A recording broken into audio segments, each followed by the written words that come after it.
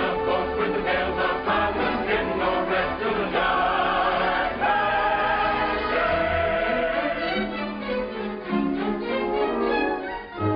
What pretty babies are there, are there, the fairest of the fair, to southern beauty, every chorus loud. Clatter, you roll, oh goodness gracious, they're so flirtatious, you naughty Little women don't be timorous, you will find that she's lost, only to man for more. These are not the days of old. Need a stroke of pencil, Captain and Scotland, Boston, will you go? Let me take you to the shallow island. Delightful, but too joyfully accept I have to make a law. Information from the Hello, dear, from Captain Andy.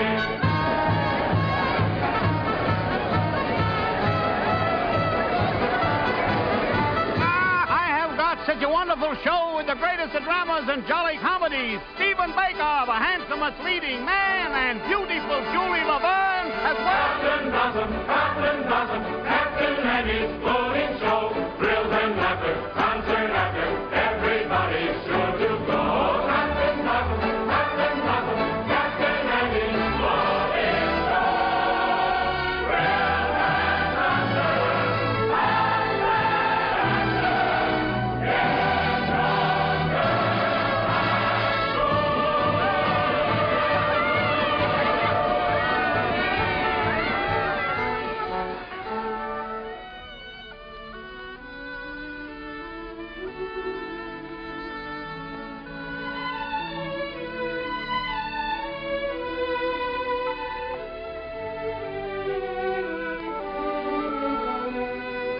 Who cares if my boat goes upstream, or if the gale bids me go with the river's flow?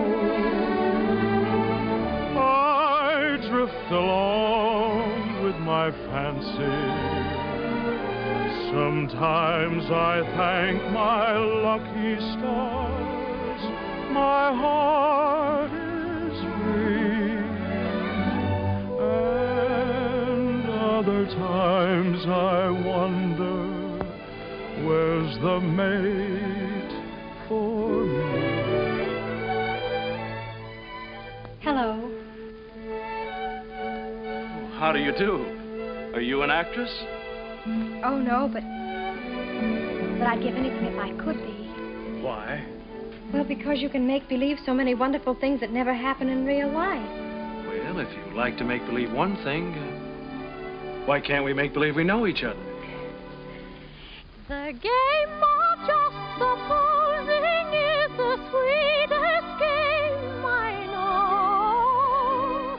Our dreams are more romantic than the world we see. And if the things we dream about don't happen to be so, that's just an unimportant technicality. So the cold and brutal fact is, you and I have never met. We need not mind conventions, P's and Q's. If we put out a in practice, we can banish all regret. Imagining most anything we choose.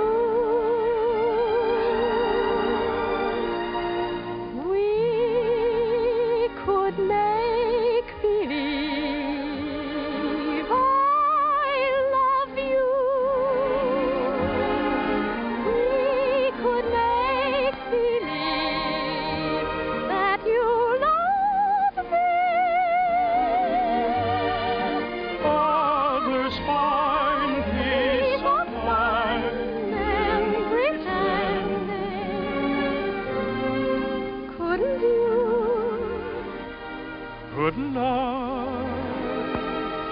Couldn't we? Make believe our lips are blending in a phantom kiss, or two or three. Might as well make believe I love you.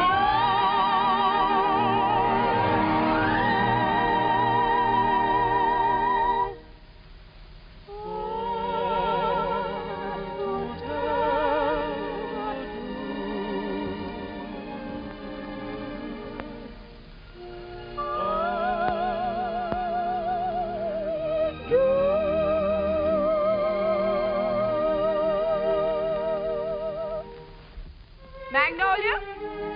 Yes, Mother. Goodbye. I hope I see you again.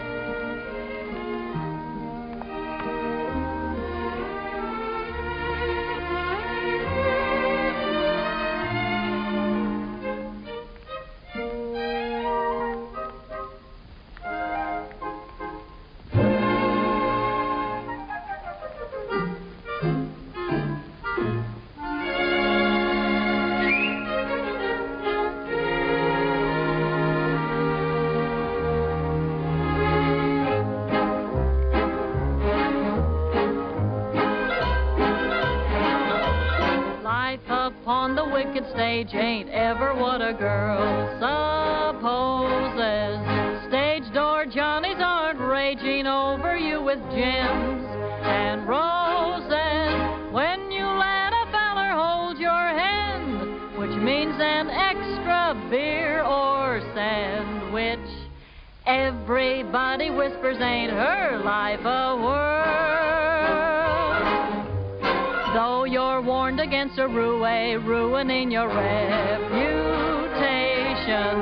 when you played around the one-night trade around the great big nation, wild old men who give you jewels and sables only live in Aesop's fables.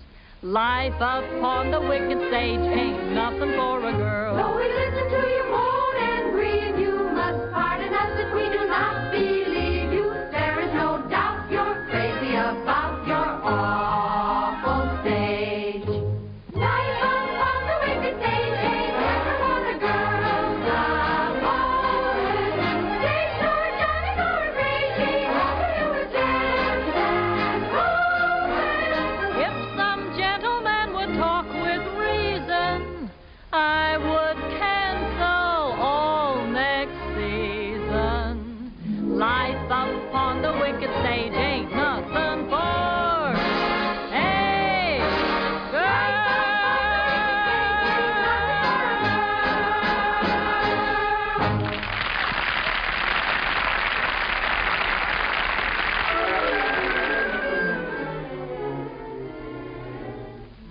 Oh, listen, sister, I love my Mr. Man, and I can't tell you why. There ain't no reason for me to love that man.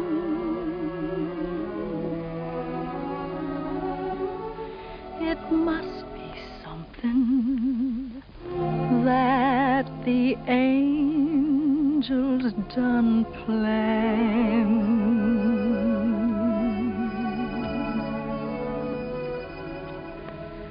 Fish gotta swim, birds gotta fly. I gotta love one man till I die. Can't help loving that man of mine.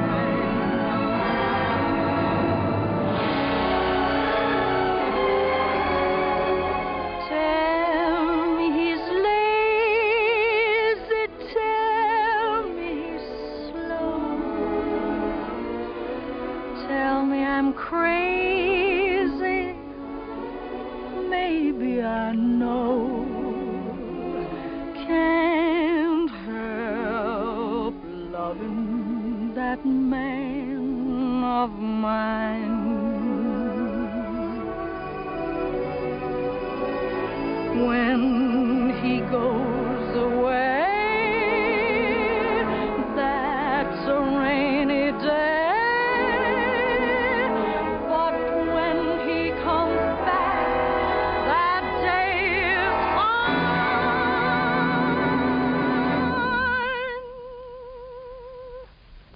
The sun will shine.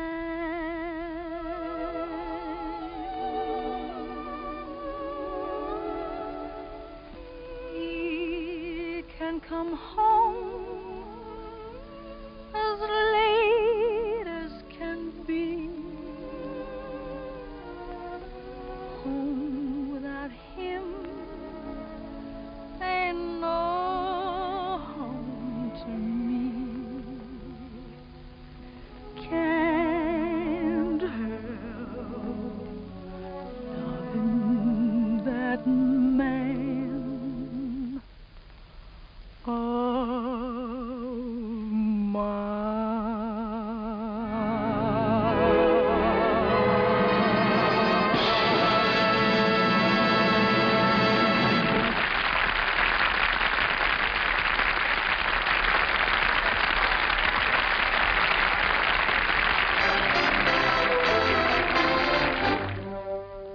Old Man River, that old man River, he must know something, but don't say nothing. He just keep rolling, he keeps on rolling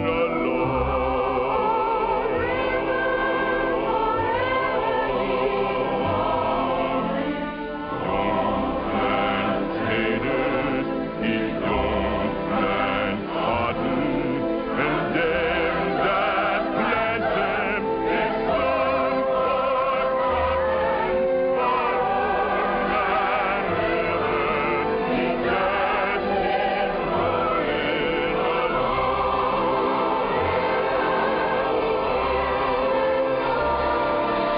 You and me, we sweat and strain, body all naked and our backs with pain. Open that heart, lift that veil, get a little rock, and we land in death. Heart gets weary and sick of trying. I'm tired of living and still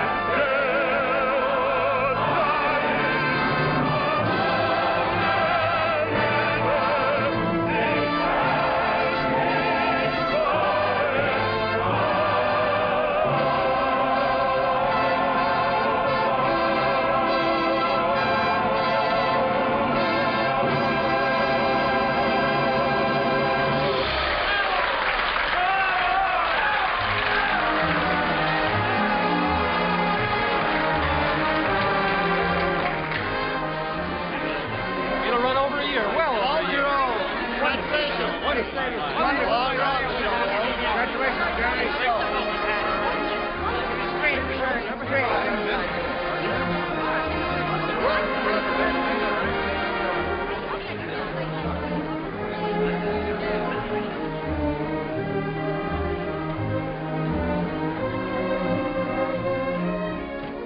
That was a swell show, Mr. Kine. Well, thank you, Joe. Where to? To Waldorf, Mr. Kine? What was that, Joe? that big shindig you're throwing for you. It's down at the Waldorf, ain't it, Mr. Kine? Yes. But first I'd like to stop off at the house of an old friend. Yes, sir. Just for a moment, Joe. Turn right at the next crossing. It's not very far. I'm looking for an old brownstone house. It was the home of a very great and good friend. Tonight during the show, I couldn't seem to get him off my mind. Yes, sir. And I'd like to be alone for a few minutes, Joe, before we go down to the Waldorf and face that crowd. Oh, I get you. It's like a minute of silence, something like that, huh? Yes, Joe, something like that. Here, stop here, Joe. Here at the corner? In front of that radio shop. Oh, there it is. See? You mean that lodging house sandwiched in there? Mm-hmm. Well, of course, it didn't have that room to let sign in the window then. And other than that, it hasn't changed very much. Well, the street has changed. Changed quite a bit since I first walked down it years ago. Joe, you notice this radio shop? Well, that was a bicycle shop the first time I ever saw it. I remember the day very well. It was spring, and I might have been any American kid coming down that street. I had a song under my arm, my hopes were high, and the world was wonderful. I was ambitious, and I was eager, but I needed a little help. I'd been told that the best man to give it to me was a man by the name of Hessler, James Hessler.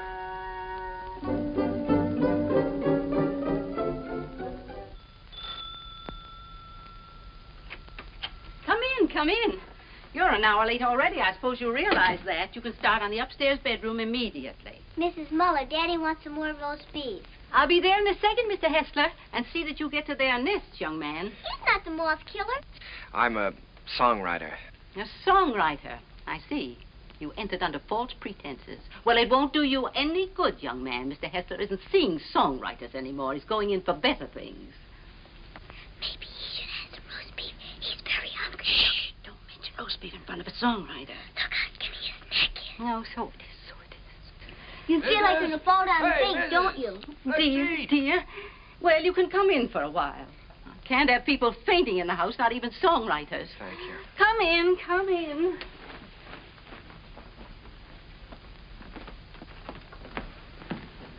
Daddy, he's starving to death. Mr. Hessler. Mr. Max. Yes, I know. Mr. Max Dreyfus of the Harms Company sent you. Written a little tune. He thinks it has possibilities if it's properly arranged. I'm to help you arrange it. Look how skinny his neck is, Daddy. Why, he said that, He told you that I was the greatest arranger in America, and I should give you a few lessons. Oh, my friend, he's right. There's only one catch. I've given up arranging. I'm through dressing up silly little tunes for girl shows and beer halls. I'm going to write some real music for a change. Oh, here, Mrs. Set it down here. The trouble with you songwriters is all you ever think about is making money. Here, sit down, have some roast beef. Oh, well, no, thank you. Go ahead, sit down. No, you never think of doing anything big, anything worthwhile, like Brahms or Puccini. No, don't sit down there, please. It's Mrs. Hessler's place, rest her soul. We always keep it set for her. Oh, I'm sorry. Yeah, sit down here. No, all you fellas want to do is write sugary little tunes and make a lot of money. Did you ever hear Beethoven's Eroica? Or Mozart's Jupiter? Didn't they do something to you? Great heavens, doesn't genius touch you fellas at all? Daddy's a genius. Yes, Daddy's a genius. No, my friend, in 3 weeks I'm going to England where I can work. I can have some peace and quiet. No mushy little melodies to be fancied up for public consumption. I'm going to write a symphony. Daddy's going to write an opera just for me. Here, go ahead, eat up. Maybe it'll give you some gumption. Well, I'm terribly sorry, Mr. Hessler. I had a big lunch with Mr. Dreyfus just before I left. It was roast beef, too. Yeah, well, Oh, what's the matter? Just because you're not hungry, you don't have to go, do you? Have some brandy with me. Help me celebrate my liberation from mediocrity. Mrs., get a couple of liqueur glasses, will you? Sally, will you show Mr. the gentleman into the parlor? I'm going upstairs and see if I can find that bottle of Napoleon. Have you a song in there? Mm-hmm. I'm taking piano lessons. Daddy wants me to be an opera singer when I grow up. Why don't you write an opera? Well, Sally, I'm afraid I only write the silly little tunes. You know, the ones your father doesn't like. Let me see if I can play your song. Do you mind? Oh, I wish you would. It's very easy. Here.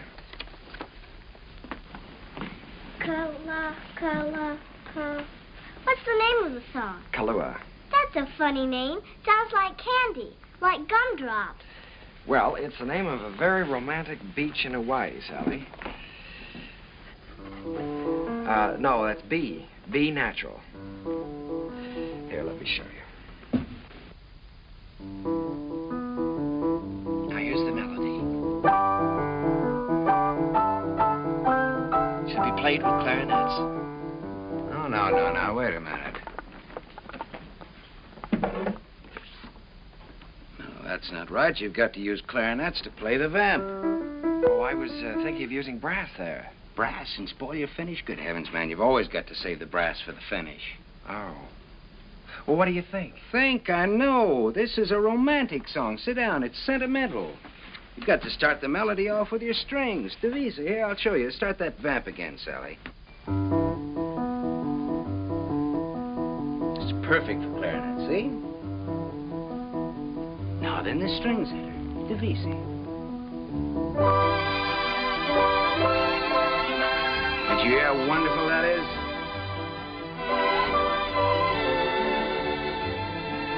Now then add trombones, muted trombones.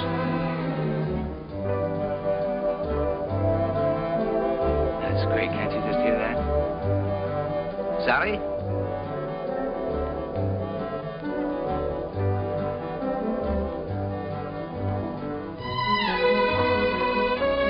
No, wait a minute. We ought to add flutes there. Light and easy.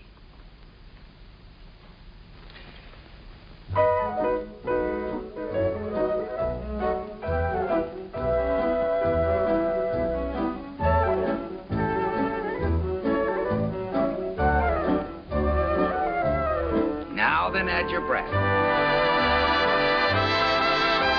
Your strings, too.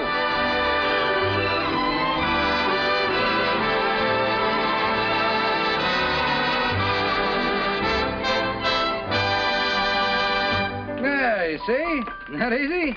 It's a good song, too. It's very good. Is that yours? Yes. Mm-hmm. That's all right. What's your name again? Kern. Jerome Kern. Well, I'm glad to meet you, Kern. Make yourself at home. And I did. My life became a pattern of notes and clefs, tempos and modulations. We worked hour after hour, day after day. It was the beginning of a friendship. It was the beginning of a lot of things. And now, not only did I have a best friend, I had a best girl, Sally. And what a girl. Oh, those were never to be forgotten days, and I hated to think of them ending. But at last the time came when Jim had to leave for England. Oh, here, Jim, let me help you.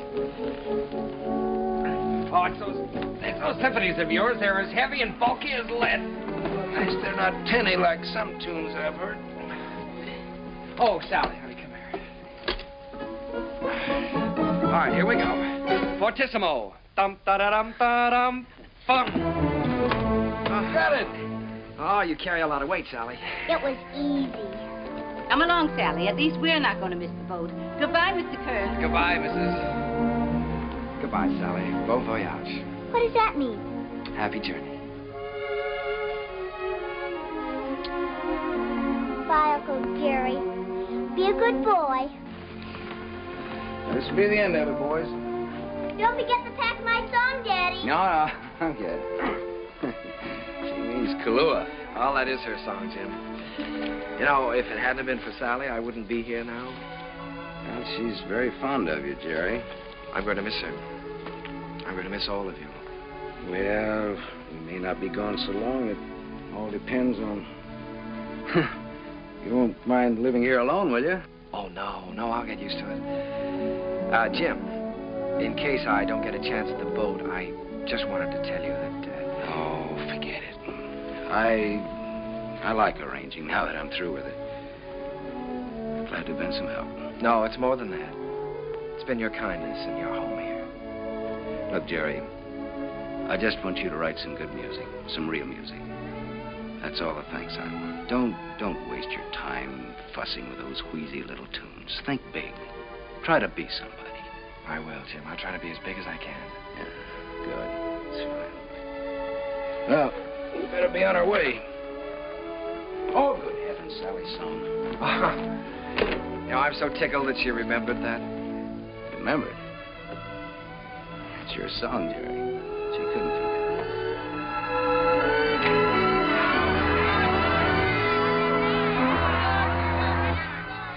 I stood there watching that boat pull out of the harbor, and I was lonelier than I'd ever been in my life. I walked through the days that followed, from office to office, theater to theater, always getting the same discouraging answer. The big hits were all English or European, and the local talent just didn't seem to have a chance. Broadway was closed to an American. From 23rd Street to Times Square, they were all playing Follow the Leader. And the leader was Charles Frohman. The moment. He's with Keller. Cecil Keller, the English composer. Mr. Frohman's not interested in American songs at the moment. He's leaving for England in a few weeks. Good day. How do you do? My name is Kern, Jerome Kern. Oh, yes. How do you do, sir? I see you have the deeds with you. Mr. Frohman's very anxious to see them. Deeds? You're the man from the real estate office, aren't you? No, I'm a songwriter. These are some of my songs. Your name isn't Kernan? No, Kern, Jerome Kern. I'm sorry. Mr. Frohman hasn't a minute to waste. I'm afraid I must say good day. Well, now, maybe if he'd listened to one of my songs, I have one that could be made very English. Good day, sir. Goodbye, Mr. Frohman. Goodbye, Mr. Keller. I'll see you in London soon. I'll call you when I get there. Thank you. I'll be waiting for your call.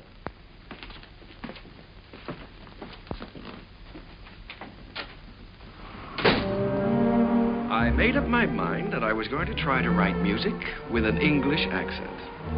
So I sailed for London. I wish I could say with flags flying and my courage high. But the sea and I and the boat didn't get along too well together. I was mighty glad to see land again.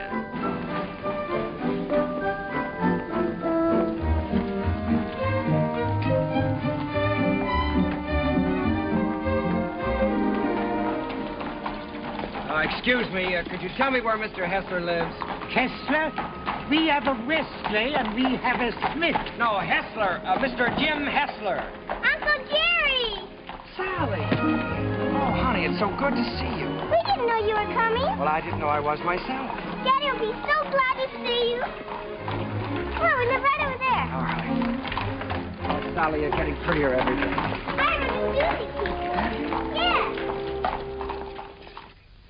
Well, the tables are turned. American songwriter invades England. That's pretty good, Jerry. No, it's daring, very original. You're thinking big anyway. It's a chance I'm taking, Jim. Say, you've gotten a little skin here, haven't you? Hmm?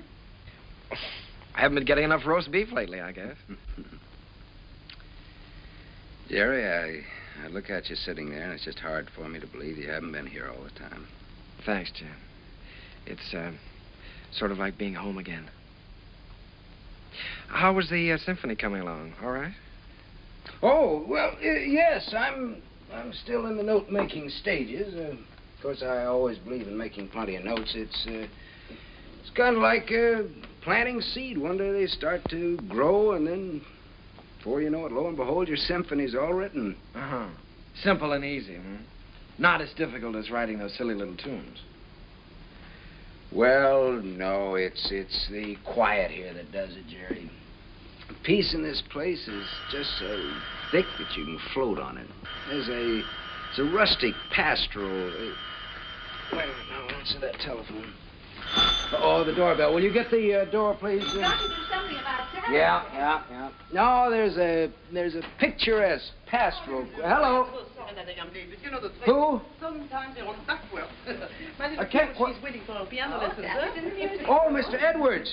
Yeah, put him on. Come, Sally, it's time for Hello, George. When, my little Sally? Fine. I don't want to. Tomorrow? I'll be glad to. I'm not going to have a lesson. For dinner, good. Hester, you behave yourself. All right, I'll be there. Bye-bye. George Edwards. The producer? Yes, he wants me to come up and sit in on a rehearsal of a new I show. don't want to take that piano lesson. Uncle Jerry's here. You've got to talk to your daughter. I can't do a thing with her anymore. Well, This is Uncle Jerry's first day here, and I shouldn't be made to take lessons. Should I? Should I, Uncle Jerry? Well, I think you should have one day off, maybe, huh?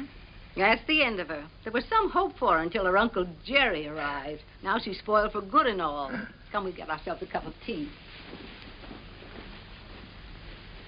you know, Sally, I'm inclined to agree with you. I think Uncle Jerry's arrival does call for a celebration. Now, what'll it be?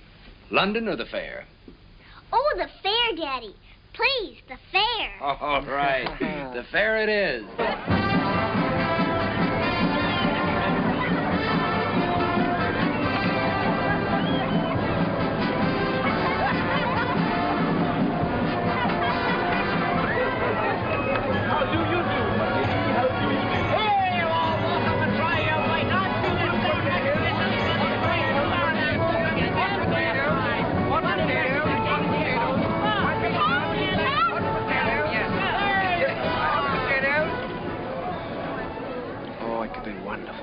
Could be wonderful.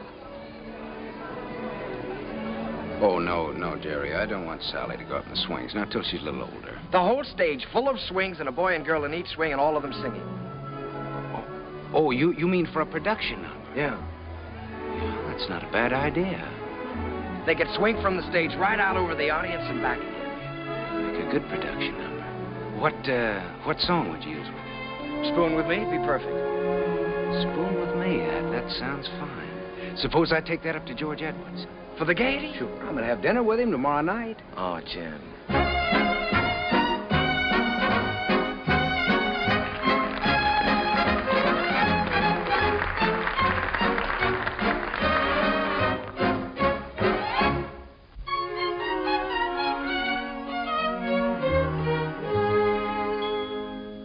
I don't know why I am so very shy. I always was demure. I never knew what silly lovers do. No flirting I'd endure. In all my life I never kissed a man. I never winked my eye. But now at last I'm going to break the ice. So how'd you like to try? How'd you like to spoon with me? I like to. How'd you like to spoon with me? Well, rather. Sit beneath an oak tree, large and shady. Call me little Tootsie Woodsy baby. How'd you like to wag and squeeze? Indeed, I would. Dangle me upon your knee. If I could. How'd you like to be my lovely darling? How'd you like to spoon with me? What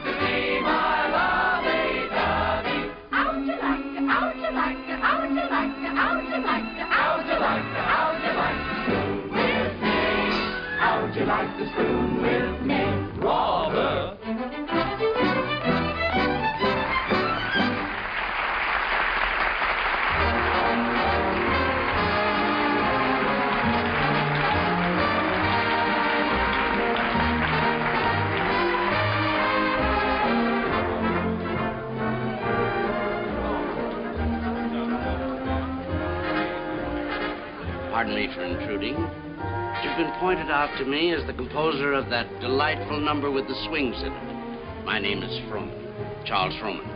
Mr. Kern, I want to congratulate you. Froman. I'm sorry, sir. It isn't my number. My name isn't Kern. There's Mr. Kern, sir, down the bar bit. That gentleman there? Why, he can't be the composer. It's him, sir, sipping sherry. And a very nice gentleman he is, too, sir, for a musician. Mr. Froman, I have something here which I know you'd like. It's a beautiful number with parasols, with all sorts of parasols.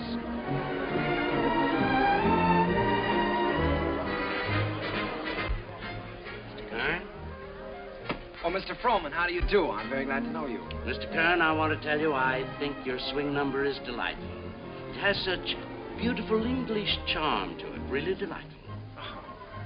Oh, by Jove, Mr. Froman, that's rather nice of you. It's a pleasure to know you, Mr. Kern. You know, you fellas over here have a style all your own. As English as the scent of the May blossoms. Would you join me in a glass of sherry? Righto. Miss.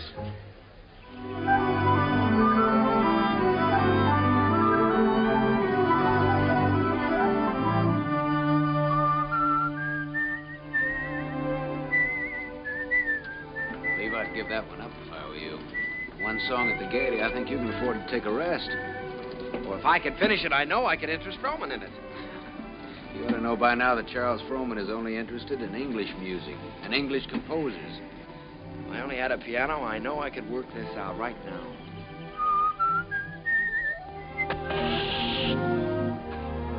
Flat. Well, it looks like you do have a little work to do.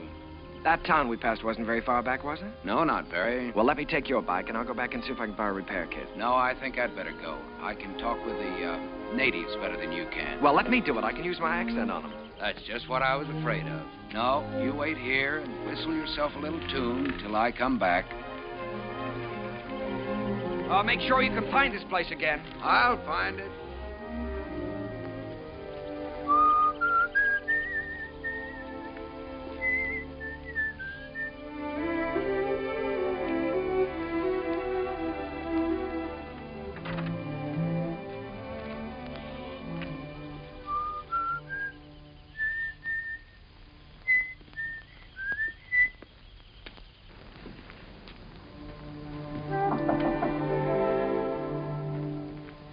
I say, is anyone there?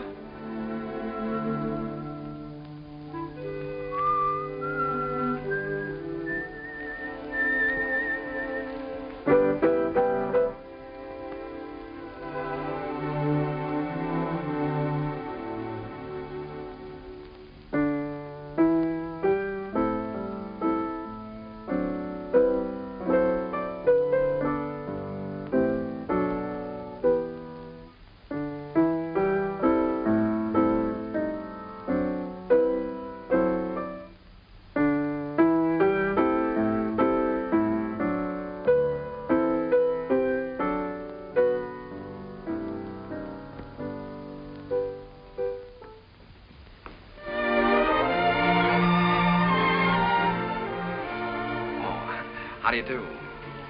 Did Mr. Timkins send you?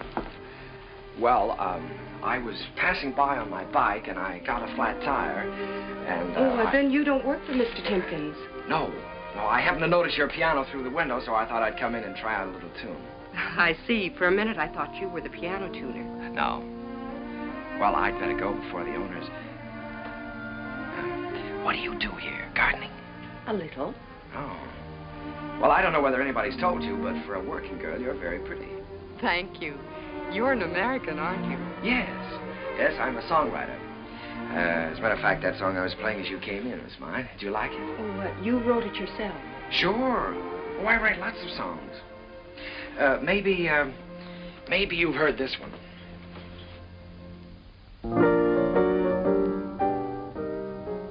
Why, that's from the Gaieties. Everybody's singing it.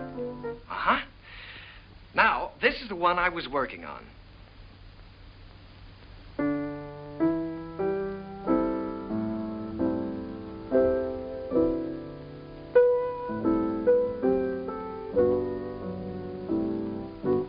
That I'm going to try to place with the Gaiety, too. Of course. I would if I were you. Don't you believe I wrote these songs? Tell me, When you compose, do you always break into people's houses to borrow their pianos? Oh. All right, I'll tell you what I'll do. If I place this with the Gaiety, I'll send you tickets and you can come and see for yourself. Will you? I'll tell you when I get the tickets. I beg your pardon, miss, but your mother would like to speak to you.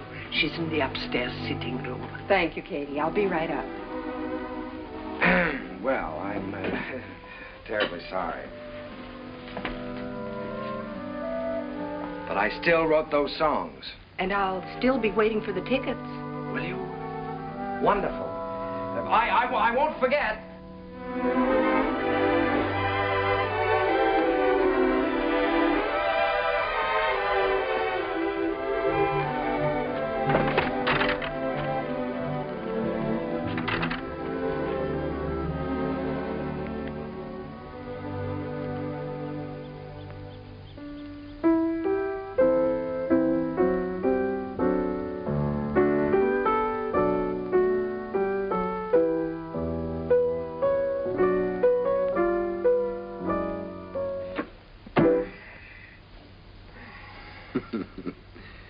And you were the lad who wasn't going to fall in love with anybody for a long, long time. Well, this girl is different.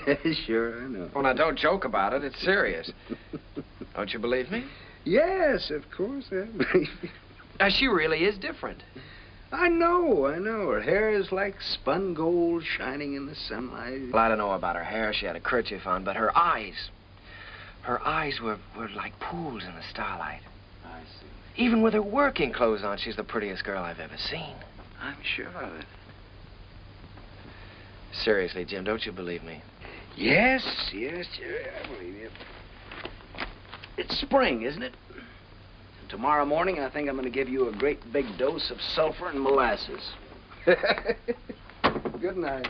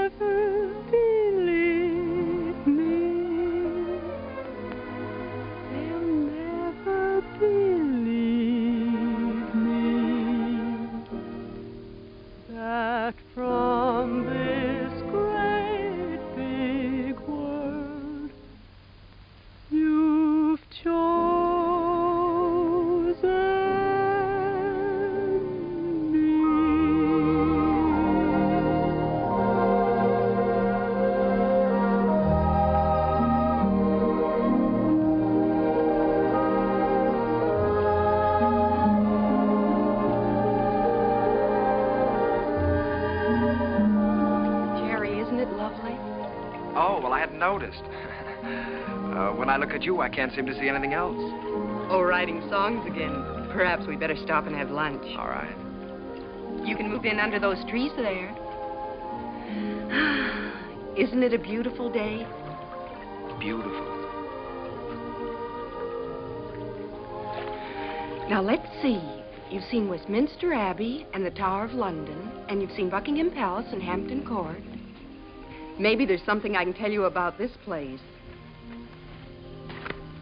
Eva, let's drop the history course for a while. Do you mind? Not that it isn't interesting, but, well, there are a few things I'd like to know about you, too. Well, all right. What would you like to know about me? Oh, just the ordinary things. things you like and things you don't like, and where you went to school, and who was your first beau, and what you want out of life. That's a tall order. Where shall I start? The things you like. Oh, I guess I like what everyone likes. I like books and picnics and dancing and music. What about musicians? Oh, certainly musicians. And what do you want out of life? Oh, I guess again what everyone wants. Happiness. Have you ever given any thought to getting married? Why, of course. Doesn't everyone? Are you set on any particular type of man? I have been at different times. When I was 16, I desperately wanted to marry the star cricket player at rugby. And now? Now? Oh, now I don't really know. Except that he must have a sense of humor, and he must be kind, and he must be intelligent and good company. And of course, he must love me very much. Well, I know somebody with at least one of those characteristics. Someday I'll tell you all about it. Oh, good afternoon, good afternoon, good afternoon. And how have you been this afternoon? Well, I'll tell you how I've been. I've been looking Never all... mind, never mind. You feel wonderful. You feel great. How could you be otherwise after such a beautiful day? Tell me, my friend, how is your knowledge of English history? English history? Did you know that London happens to be the largest city in the world? Yes, I know that. Did you know that within the county of London there are 14 road bridges that cross the Thames? Now, there's the Waterloo. There's You don't say. Sounds dull, huh? Well, it's far from dull, my friend, when your history teacher is as beautiful as all the sirens of history put together. Did you know that all the swans on the Thames belong to the King of England? No, fancy that. And the male swan is called a cob. Well, what does that get? And did you know that when you walk into Hampton Court, you're walking right straight into history? Oh, my dear friend, you have so many things to learn about England. Have you ever heard of a man named Charles Frohman? Frohman. Well, that's a familiar name. The face escapes me. How can you talk about Frohman when I'm talking about love? Oh, so that's been the theme of this little dissertation. Yeah. Well, I'm glad you informed me. Oh, that's all right. Because the next time Frohman's office calls, I'll tell him that you're too busy to be bothered. Yes, you tell him that I'm too busy.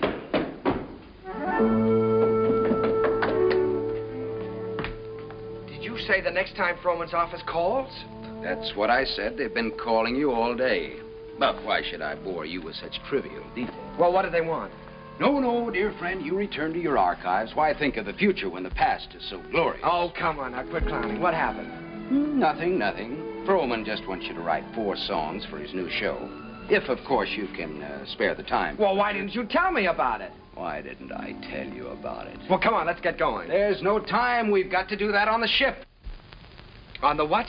On the ship. We're sailing with Charles Frohman tomorrow. We have to start rehearsal in 6 weeks in New York. Oh, Jim, Oh, no. Look, Jerry, this is the chance you've been waiting for. You certainly are full of surprises. I thought you'd be up in the clouds. I feel like I've just been yanked out of the clouds.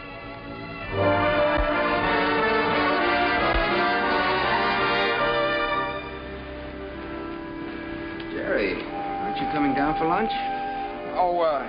No, Jim, I'm not very hungry. Now, look, you've got to snap out of this. It isn't the end of the world, it's the beginning. Here you are on your way back home with a Charles Frohman contract in your pocket. Why, you ought to feel wonderful. I know it. That's what I keep telling myself. You go back to England. If I just could have seen her once more. Jerry, it was all we could do to catch the boat. You couldn't help that. You talked to her on the phone. On the phone? What can you say on the phone? Hello, it was nice seeing you. Take care of yourself. Oh, Jim, there were so many things that I wanted to say to her. Now, look, Jerry, you've got to think about your career. Things are just starting for you. Yeah? You can say that over and over again, and you know what happens? What? Nothing. Jim, you know, for the first time in my life, I'm lonely. Here I am on a ship full of people with you, and I might as well be on a desert island all by myself. Did you ever feel this way? Yes, once. What did you do about it? I married the girl. Oh, hello, Mr. Frohman. Hello there. Been looking for you two. You weren't down to breakfast. No, the first day out is always a little rough on me. Good Englishman should have his sea legs by now. Come and have lunch with me. Mr. Froman, there's something I must tell you. I'm not an Englishman. Mr. Kern, there's something I must tell you. I never thought that you were. At least not after the first 15 minutes. Matter of fact, I'm very proud to be able to present a new American composer to Broadway. Thank you, Mr. Froman. I have a lot of faith in you, Jerry. Just received a wireless from Julia Sanderson. She's accepted the part of the girl from Utah. Wonderful. Now I've got to have a great song for her. If it's a love song, he's got one.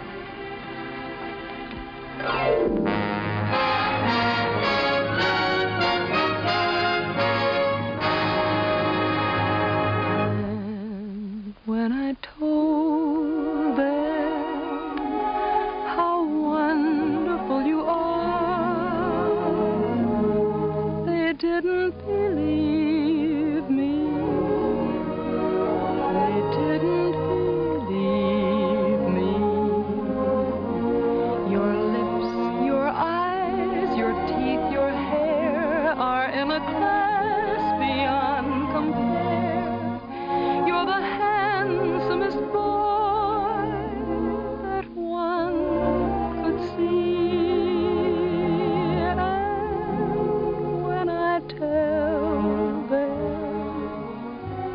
and I'm certainly gonna tell them,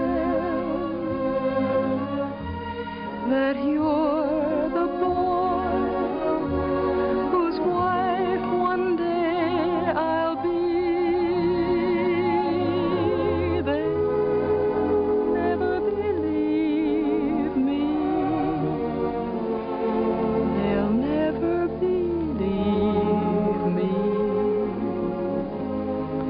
That from this great big world you've chosen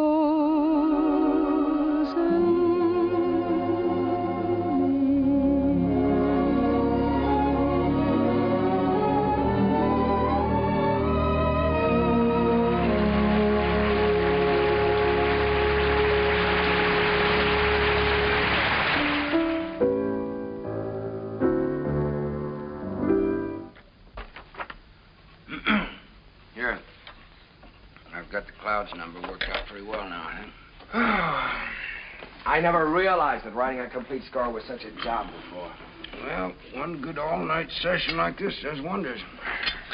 We could use another week. We weren't 3 weeks late already. Oh, I hope he likes it, Tim. Rowan, he'd be crazy about it. If he hasn't gone out and bought himself another show while he's been waiting. Good morning. Sally, what are you doing up? I'm going to have my breakfast. Right. It isn't morning already. No, it can't be. Sally, you'll be late for school. I'm coming. Say, Jim, don't you think I better call Froman's secretary and get an appointment? You better call him at home. It's a little early. Good morning. Bryant 2446, please. Do you think it's in good enough condition for him to hear? Oh, yeah, sure. It's in good shape for a first draft. Hello, this is Kern, Jerry Kern. Mr. Froman was expecting me to call today about an appointment. He's leaving for England. Well, but he promised that he was going to listen to my show, Oh Boy, for his next production. Sales today. Oh, all right, thanks. Well, that's it. He's gone over to buy himself another English show. Well, he can't. No? No, he can't. We worked like dogs on this score, Jim. And I had all my plans made, too. After he bought it, I was going to jump the next boat for England. I'd forgotten about that young lady. Wait a minute. I've got an idea. My passport is still good. Why don't I take the same boat he's taking today? Wonderful. Get him on board ship and he can't get away from you. That's right. Then I can sell him the show. Wonderful. Then I can go and see Eva. Sure. You can get married. Well, yeah, probably have to ask her first. Well, that's an idea. Well, I'll go and phone the steamship company. Right, I'll go back. Driver, you think you can make it all right? If we get a break in traffic and the old engine holds out. Oh, Uncle Jerry. Jerry, come on now. We've only got a few minutes. Jerry, if you want to miss that boat, come on here.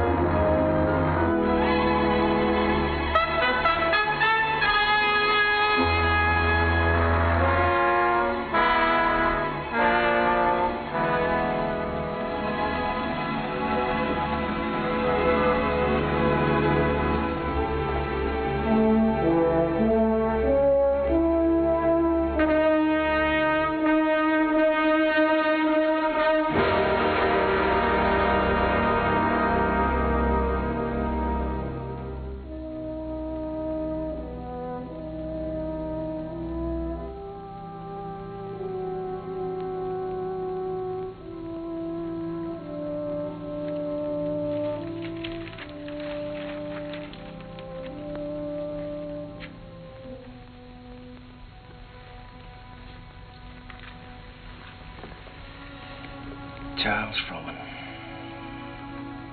It's like watching an era crumble in front of him.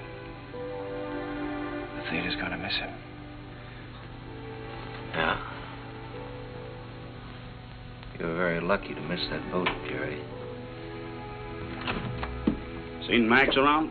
Oh, hello, Jim. Victor? No, I think he went over to Comstock and Elliott's. What a terrible tragedy. Yes, it's unbelievable. Jerry and I were just talking.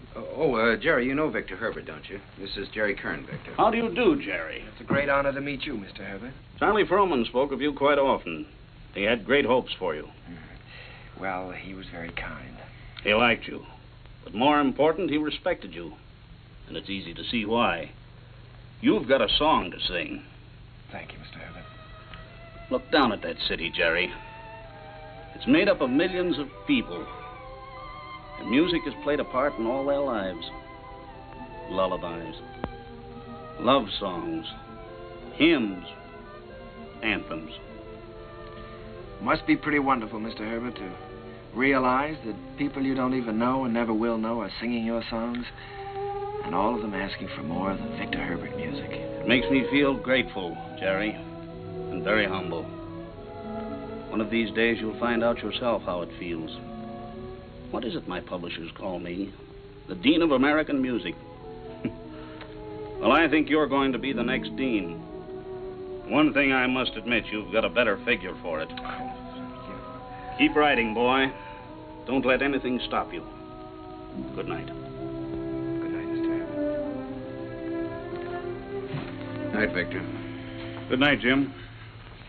Good evening, Mr. Herbert. It's a deal, gentlemen. Congratulations. Comstock and Elliott are going to produce Oh Boy. Max just sent me over with the check.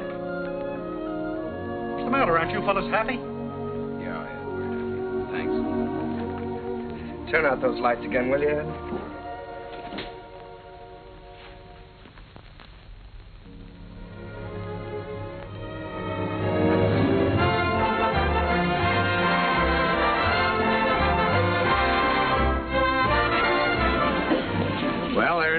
How does it feel? Well, it feels pretty good. If I could just get rid of some of these butterflies in my stomach. How do you feel? Well, I've got a little butterfly trouble myself. I suppose you think we're standing in front of the theater on 39th and Broadway. No, what do you take me for? This isn't 39th and Broadway. This is the top of the world. Pretty nice world, isn't it? Yeah, it's great. It's wonderful what a difference seeing your name in lights can make, isn't it? Come on, we better go in or we'll miss the show.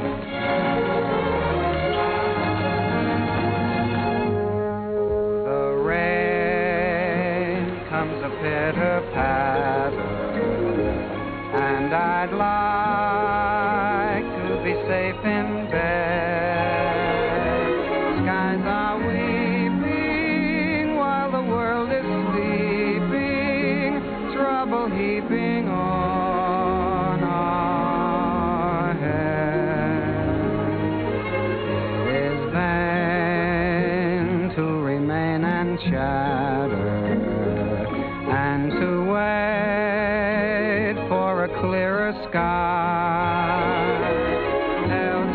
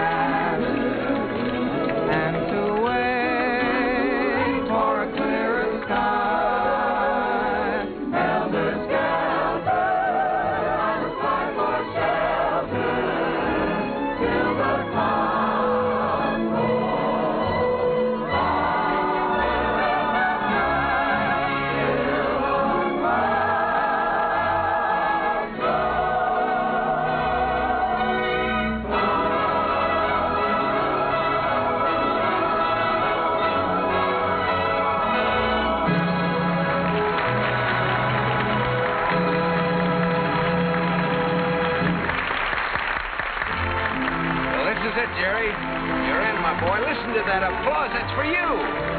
Don't wake me up. Don't anybody wake me up.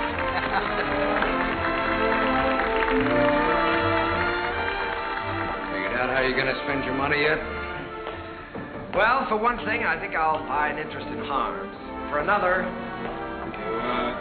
You think you might take a little ocean voyage? Well, good luck. I don't see how she can possibly say no. No, that's what I'm worried about. I'm afraid she is going to say no, Jim. You know, I can't get her out of my mind. She's... Yeah, I know. I've been through this before. She's everything you've ever dreamed of on this earth. She's everything I've ever dreamed of in heaven.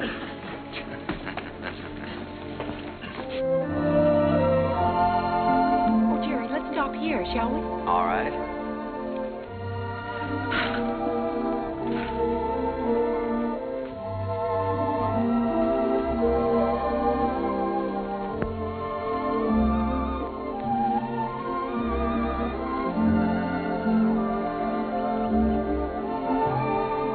Jerry. You know, you didn't write very often. Well, my letters weren't very interesting, Eva, so I tore them up. As a matter of fact, you didn't write very often yourself. A lady doesn't correspond with a gentleman, unless it's a reason other than a personal one. Oh, well, now, doesn't that sound a little silly to you? No, it sounds altogether fitting and proper. Oh. You want to fight? A lady doesn't fight. Well, what does a lady do? Oh, you're impossible. Well, you're right. If I were you, I'd have nothing to do with me. In fact, if I were you, when I ask you to marry me, I'd say no. Just on the grounds that a lady never says yes. Now, see here. Are you going to ask me to marry you? Might, with a little encouragement. A lady doesn't... In my country, if a lady wants to be asked, she has to be encouraging. In my country... In your country? What in your country? Well, there are proper ways to go about such things in every country. Oh. Well, then let me put it this way. From the very first moment I saw you, when you walked in from the garden, I knew that out of all the women in the world, I'd finally found the right one, the only one. I wanted to tell you then. I wanted to say, hello, funny face. I don't know your name or anything about you, but I've loved you all my life. You were my first school teacher, my first date, the first girl I ever kissed, and everything in the world to me. You see, I recognized you immediately. You thought all that? That's right. I stood there thinking that, wondering what you'd do if I kissed you. What would you have done? What would you do now?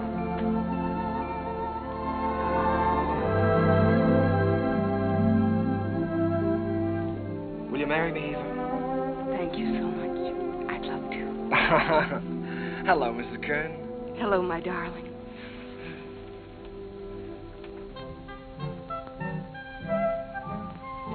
They're here, Daddy. They're coming up the steps. Welcome home. Jim!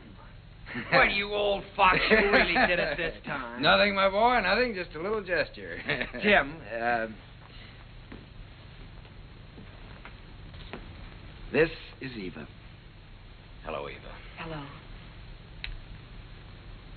Well, you've married the nicest guy in this world, but the craziest. Oh, now, wait a minute. I was keeping that from her. Isn't she sensational, Jim? Jerry. Honey, turn around and let him look at you. Oh, Jerry. Look at that hair and those eyes.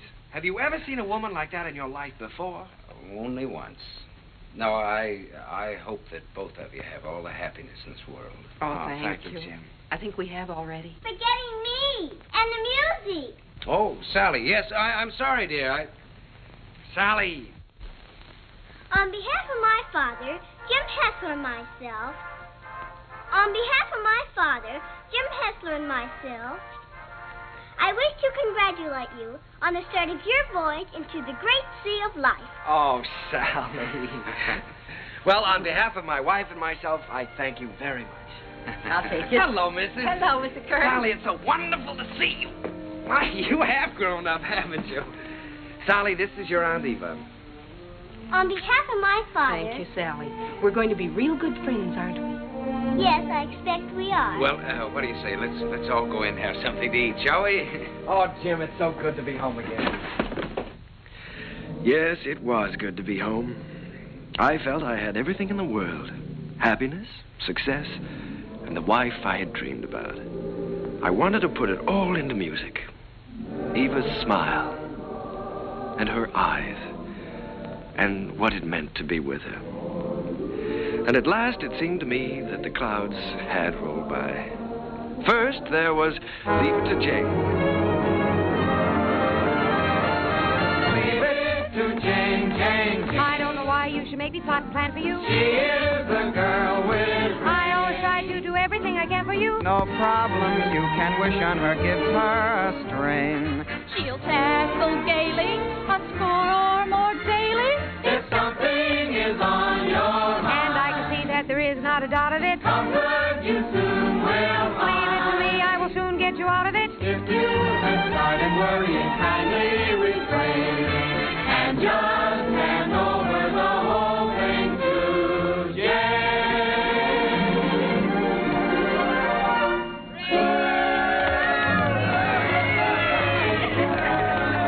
Well, Jane, why don't you tell us how you do it? Yeah, come on, Jane, tell us.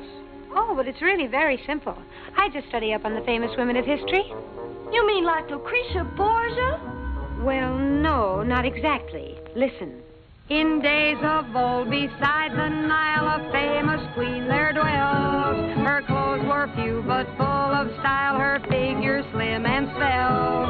On every man that wandered by, she pulled the cedar barra eye. And everyone observed with awe that her work was swift, but never raw. I'd be like Cleopatra if I could have my way. Each man she met, she wed and kissed, and she dozens on her waiting list. I wish that I had lived there beside the pyramid. For a girl today don't get the scope that Cleopatra did.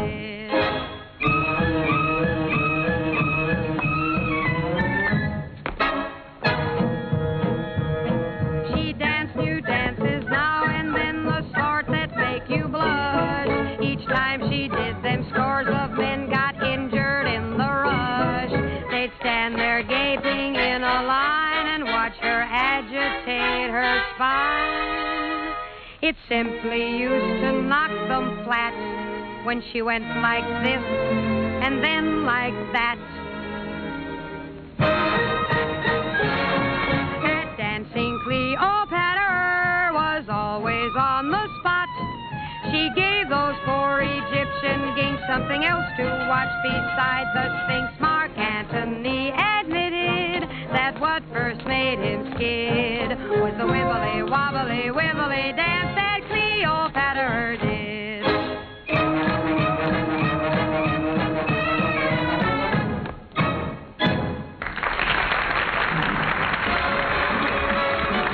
Leave it to Jane, Jane, Jane. She is the girl with brains. No problem you can wish her, give her a strain. You'll tackle gaily, a score or more daily. If something is on your mind, comfort you soon will find. If you have started worrying, kindly refrain. Don't you bother, don't go to your father. Just leave it to Jane, Jane, Jane, Jane, Jane. Turn the whole thing over to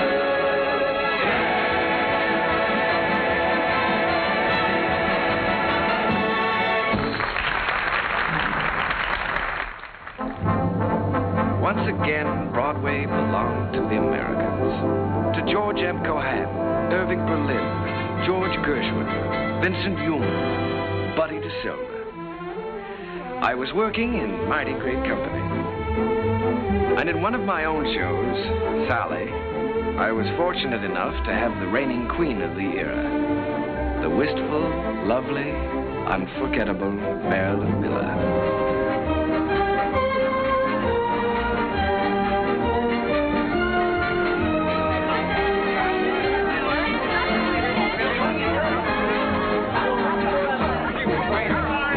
I got a couple new porta potties All right, Larry, thank you. Hazel, my dress. I have it right Oh, here. we're going to have to hurry. How's it going? my I goodness. was never so nervous in my life. Did you see me trip? You are nice. More flowers, Mr. Dixell. How wonderful. Lovely. Says the first act was a dream, signed Flo. Just wish she'd said the second act. Don't worry about the second act. Second's better than the first. No. Thank you. Hazel, is everything ready for the quick change? Everything's ready in the stage dressing room. All right. Thank you. Hazel, we got everything? Yes, everything's here. All right, let's go. Good luck, Miss Miller. Thank you. Good luck, dear. Oh, fine, Miss Miller. That's a lot. Keep it up, Marilyn. Keep your fingers crossed, Johnny. You bet.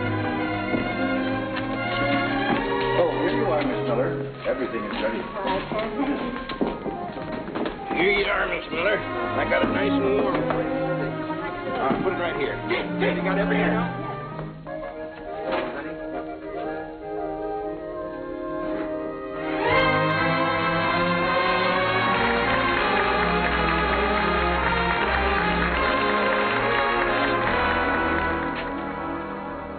As I wash my dishes, I'll be following a plan till I see the brightness in every pot and pan.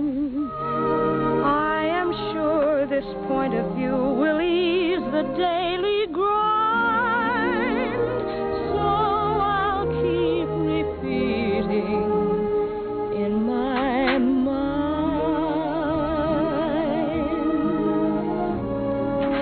Look for the silver lining whene'er a cloud appears in the blue.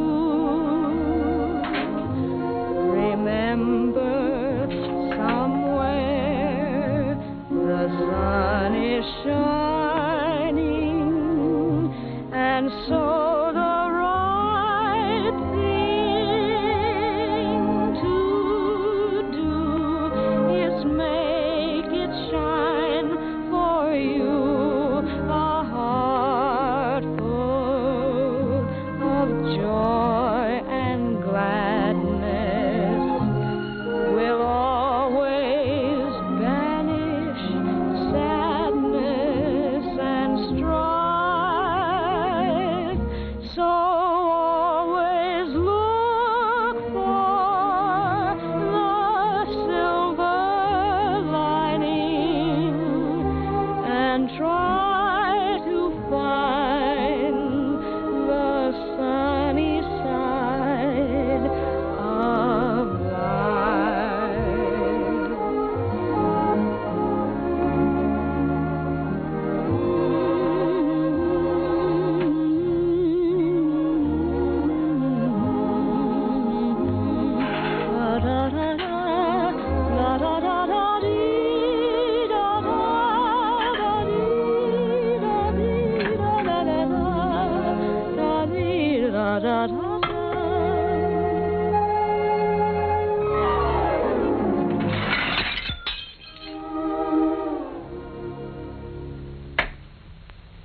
So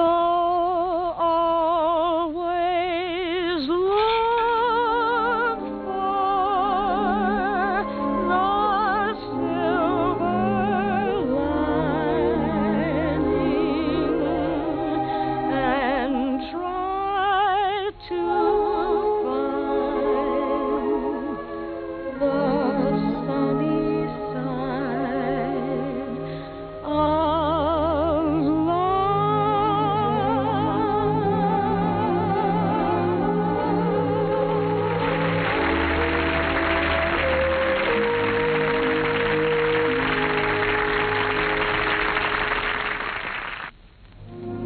I never thought I'd ever keep a scrapbook, but it was nice to know that people were singing my songs and asking for more. Night Boat, Good Morning Dearie, The Ziegfeld Follies. Curtains went up, curtains came down, and I think I got to look a little more like a musician. Eva grew lovelier with every passing year. Our life was rich and full and very satisfying. And Jim and I, well, we grew a little grayer, a little more saddened perhaps.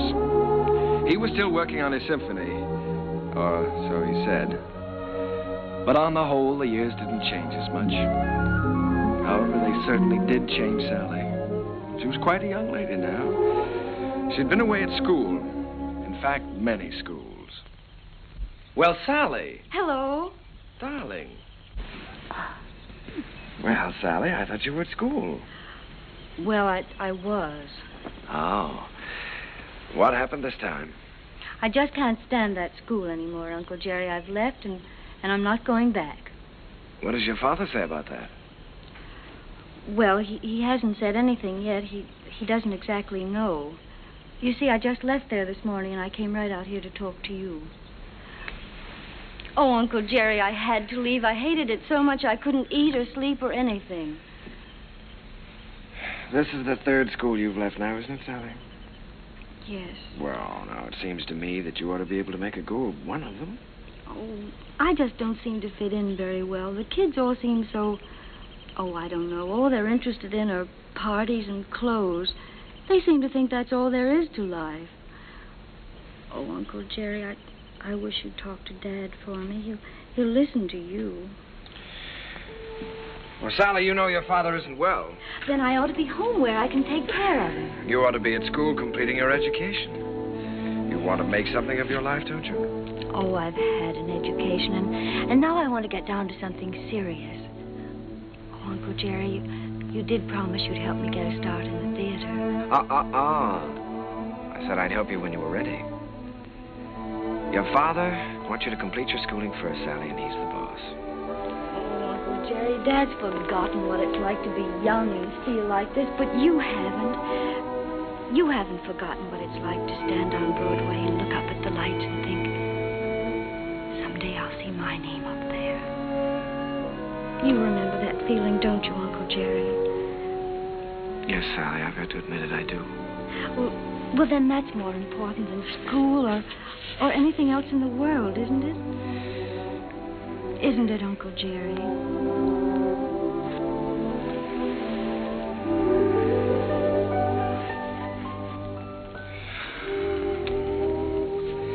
It's the third time, Jerry.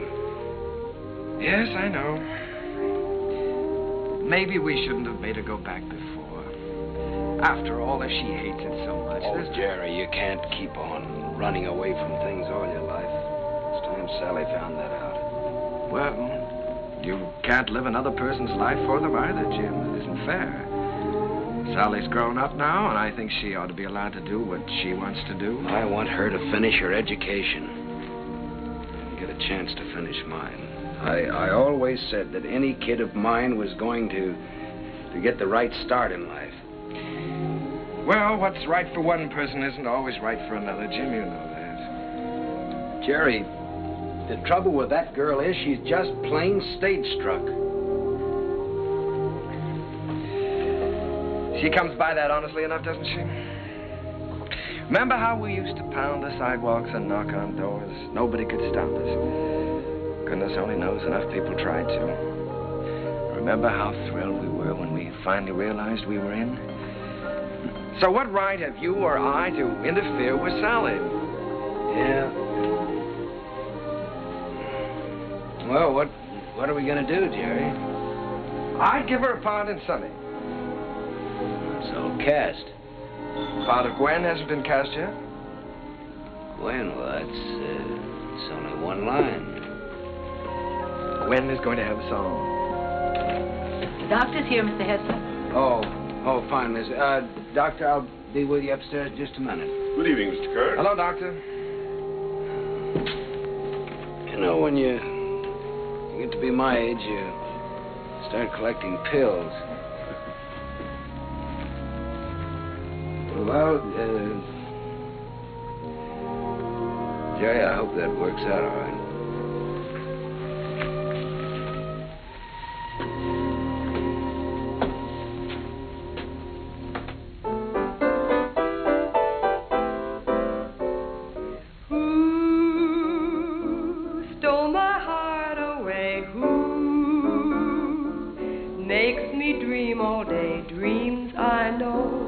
Can never be true. Seems as though I'll ever be blue. Very well, Miss Miller, and you? Hello, Oscar. Jerry. This is a charming number. I was just telling Jerry how much I liked it. What a fine lyric you've written. Oh, thanks. Jerry, I've just been talking to Mr. Dillingham, and he thinks that Who should be a big production number instead of a solo, and that, of course, Marilyn ought to sing it. Oh. Well, then, of course, we'll have to do it. It puts me in rather a tough position, though, Oscar. After all, I did write it for Sally. I know you did, Jerry, but we'll give Sally something else. Oh, she's going to be awfully disappointed. It's a wonderful song, and I'd love to sing it, but I hate to take it away from her. Well, it's for the good of the show, Marilyn. I think you're right, Oscar. Have you thought, though, how you're going to tell Sally? It's not going to be easy. Oh, I thought you should tell her, Jerry. Oh, I was afraid you would. Well, after all, you know her so well, it shouldn't be too difficult. Well, it would be a lot easier if I didn't know her so well. Would you like me to tell her? I'm sure she'll understand. Would you do that, Marilyn? Certainly. Ask her to meet me in my dressing room. And don't worry. Thank you, darling. But Uncle Jerry wrote that song for me. I know. And I know how disappointed you must be, too. But, Sally, disappointments are part of the theater, and you've got to be able to take them. Well, the very same thing happened to me in my first show. I had to give up my song to the star. I think I felt pretty much as you're feeling right now. Then I think it's a pretty low, miserable trick for you to pull on someone else. Sally, listen to me a minute. This is your first show. You're just starting. Now, there are going to be a good many songs and a good many shows for you. It may be difficult for you to understand now, but one day you'll realize you've got to give and take, whether you like it or not. I'll never take a song away from anyone else, especially if it's their first real chance. Sally, please don't put this on a personal basis. I don't want to take the song away from you. Then why are you doing it? Mr. Dillingham thinks it's best for the show. And what's best for the show is more important than what I want or you want or any personal feelings involved. Don't you see that, Sally? Yes, I see it all right. You're trying to take my song away from me, and you aren't going to get away with it. Uncle Jerry wrote that song for me, and I'm going to sing it. I don't care whether you are the star. You're not going to take it away from me. Sally! She can't have my song, Uncle Jerry. Don't let her talk you into it. I don't care what happens. She can't have my song.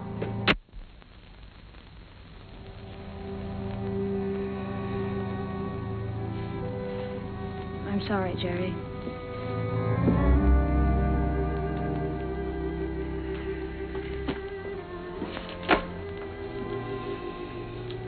What is it, Sally?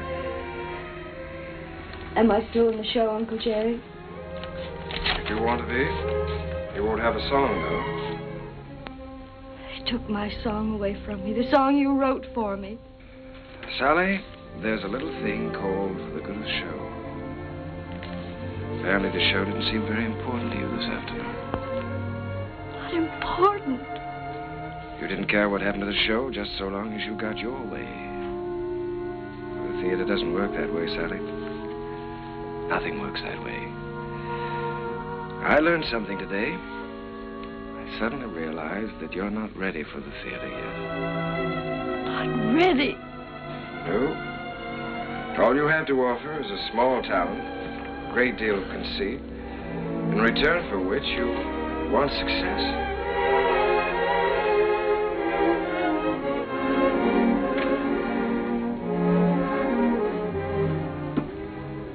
Sally, I've known you and loved you ever since you were a little girl. I couldn't love you anymore if you were my own child. But I must say this to you.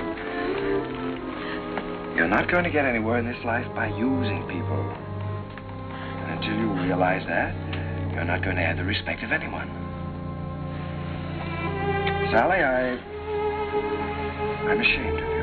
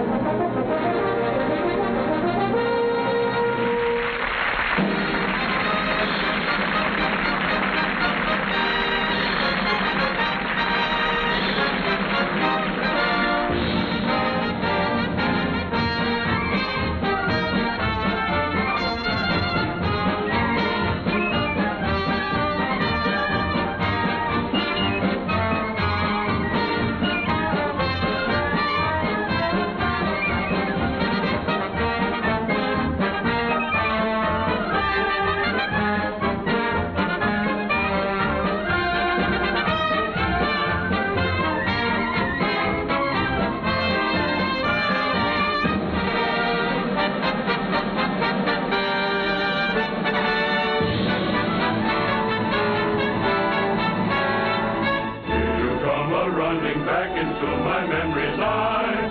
Little playmate was my game mate in the day gone by. Ragged dresses, tangled tresses flying o'er the hill. Heaven bless us, you no less the Sheriff Jackson still. You funny little willow that describes her to a T. She is full of fun, he named the lady perfectly. She is bright and sunny.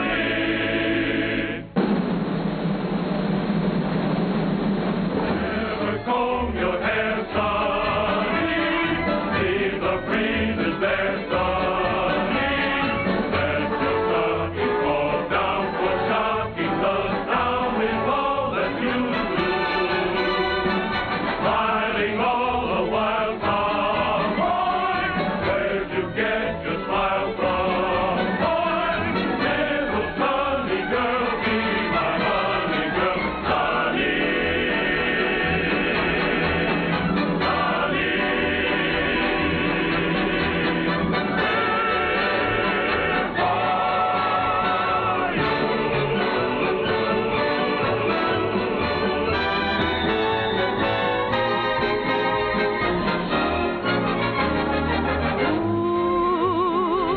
Stole my heart away.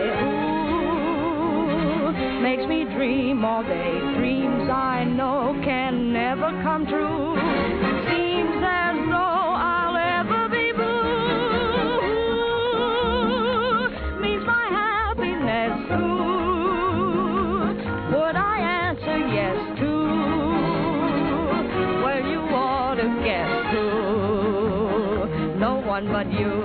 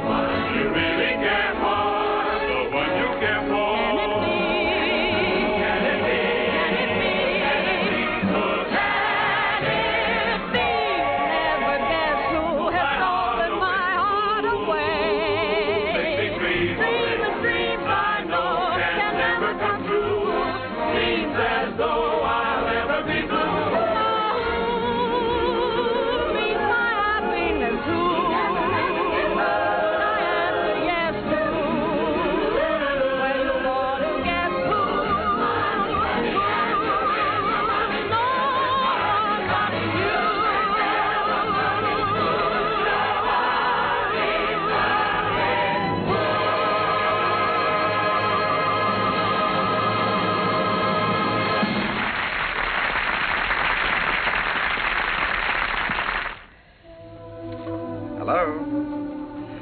Yes, Miss Mullin. Did you send for the doctor?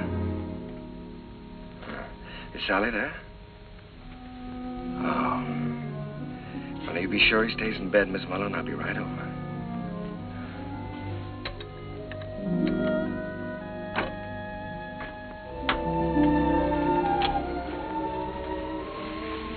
Did the doctor get here? He's upstairs in Mr. Hessler's room.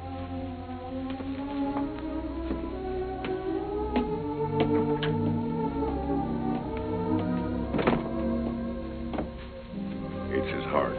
I wouldn't stay very long. Mr. Hessler could use a little rest.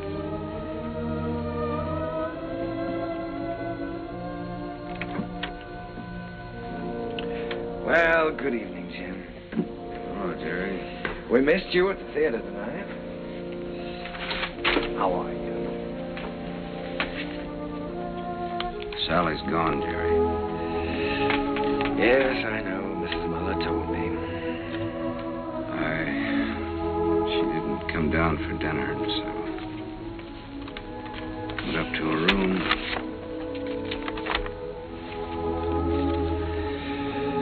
Dear Daddy, I'm going out on my own. Don't worry about me. Someday you'll be proud of me. I'll always love you. P.S. Tell Uncle Jerry I still love him. It's all my fault, Jim. I shouldn't have suggested that she'd be in the show. No, Jerry. Sally is Sally. It's time both of us faced that. Yes, I know, but I think I heard her. Well, she's got spunk, all right. Jerry, she's young. She's way too young to be out on her own. Well, now, look, Jim, don't you worry about this. I'll bring her back. I wish you'd do that. I promise you I'll try my utmost. Yeah, just as soon as you can. Good night, Jim. Why don't you get back into bed and get some rest? Yeah. I left no stone unturned trying to find Sally. Personal ads, private detectives. But the answer was always the same. No one had seen her. It was a futile hunt. I tried to keep Jim's hopes alive, but I think he knew. And then, one night... Please don't mention that I telephoned.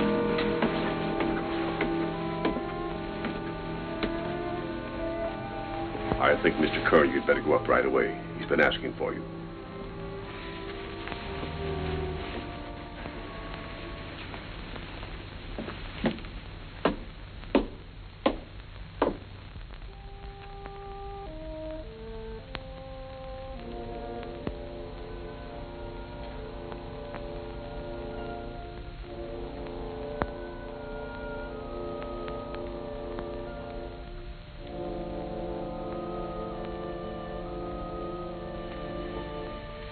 Jim.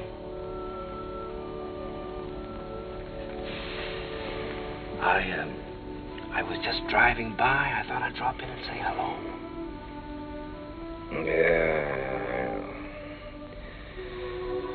You forget I've known you a long time. Feeling better, aren't you? Yeah, I'm fine. That's good. All you need now is a little rest. Kind of quiet around here now. Yes, it is, but things will be popping again just as soon as Sally comes back. Have you heard from her, Jerry? No, not directly. But I've got a couple of very good leads. I've got a hunch they won't be very long now. Then I'm going to see to one thing, Mr. Hessler. You're going to finish that symphony. I've kept you from that too long now. Oh, I forgot about that symphony. Forgot about it years ago. Well, what about your notes? I never made any notes. I was just posing as usual. You know, I used to go around hollering about being a genius. You are a genius, Jim. And you with your wheezy little tunes. You were writing the real music. The folk music of America. Thanks, Jerry, for letting me kind of stick around. No, wait a minute. Let's get something straight, Jim. I didn't let you hang around. If it hadn't been for you and your faith in me, I would have quit half a dozen times, you know that. And if we're going to start handing out bouquets, I just want you to know that I don't know where to begin to thank you.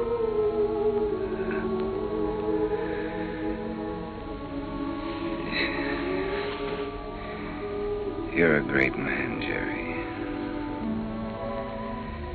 It's been a privilege getting in on that music. It's been a lot of fun. Now, let's not talk that way, Jim. In a couple of weeks, you'll be back at that piano, screaming for more and more brass.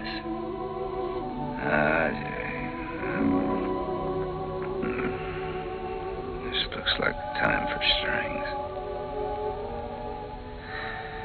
Jerry, if I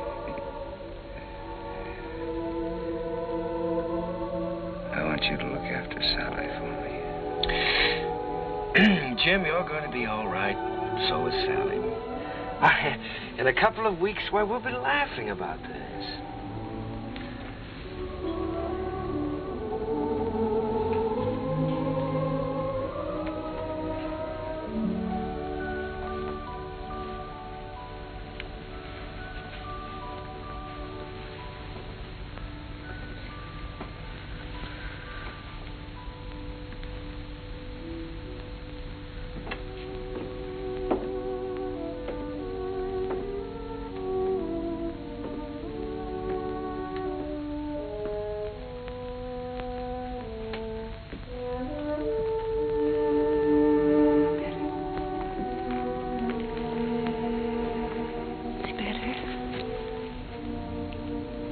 If I made some coffee.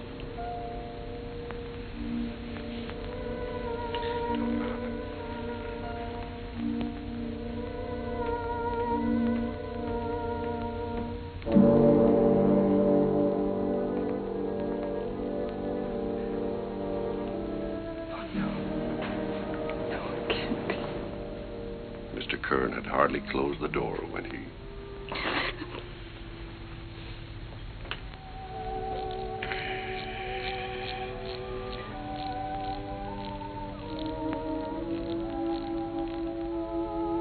I was completely lost, completely helpless. Jim was gone, and I had failed him, was still failing him. I'd lost a world with Jim's passing, and everywhere I walked with ghosts, reliving lost hours, pacing a world of memories. I couldn't even think in terms of music. I began to feel that I might never write again.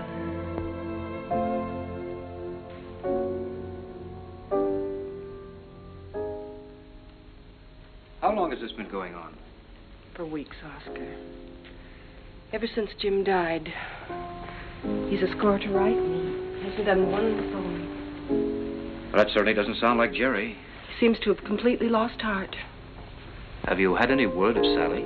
No, but he has every friend he ever had in show business looking. Well, don't worry about it. He'll turn up. It's Jerry I'm worried most about. You know, Oscar, I believe he's beginning to think he can't write music anymore. It's heartbreaking to watch him. Well, I have a book here I'd like him to take a look at. I've been commissioned to adapt it and write the lyrics, and I think Jerry's the man to do the music. I don't think he'll do it, Oscar. Well, that's hard to believe. There's never been a time as long as I've known Jerry when you couldn't excite him with a good story. There's never been a time in his life like this. But you can try, and I'll tell him you're here.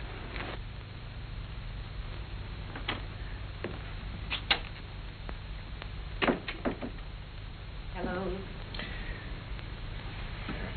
How's it going, dear? Oh, fine, darling, fine. I was just tinkering a little bit with the melody, but it's going to be all right. Of course it is. Aye, it is raining, isn't it? Jerry, Oscar Hammerstein's here. Oscar? Oh, darling, why didn't you tell me? Oscar, come in. Hello, Jerry. My goodness, it's good to see you. Won't you sit down? Sit down. Thanks, Jerry. Well, what's new? I'll tell you what brought me out here, Jerry. I came across a novel that I think's going to make a great show. Now, if you'll do the music, I'd like to do the book. Oscar, I'd love to. I really would, but, I have so many commitments right now that I don't think it wouldn't be fair to you or anyone concerned. Suppose I leave the book with you and you glance through it when you have time. Oh, it's no use, Oscar. Well, I'll leave it anyhow. See you next week. Won't you stay for dinner? I'd certainly like to, but I have to get back to town. Bye, Eve. I'll see you to the door, Oscar. Bye. Bye.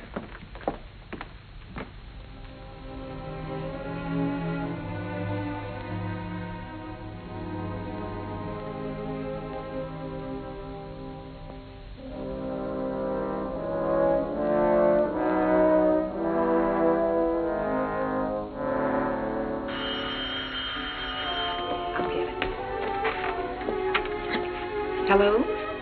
This is Mrs. Kern. Oh, just a moment, Mr. Kelly.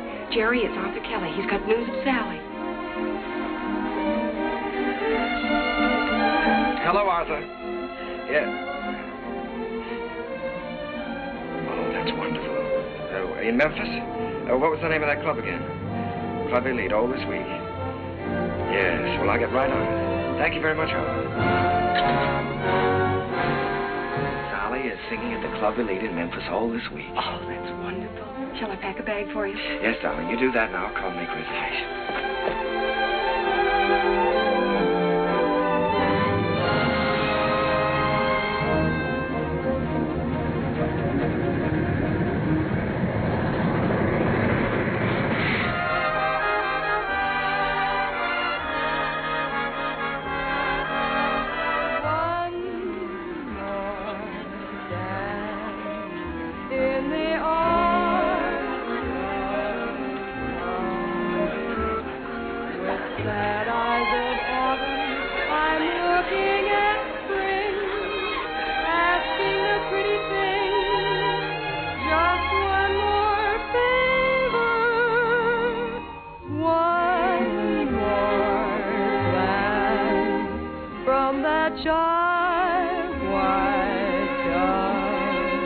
One more night, if you will.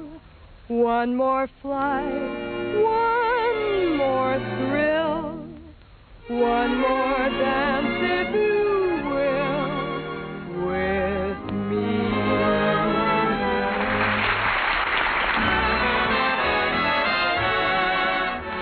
Will you dance with me? Oh, no, thank you. No. Go ahead and dance with us, No, Charlie. thank you. Go ahead. Charlie. Will you dance with me? I sure will, baby. What's this? Sit down.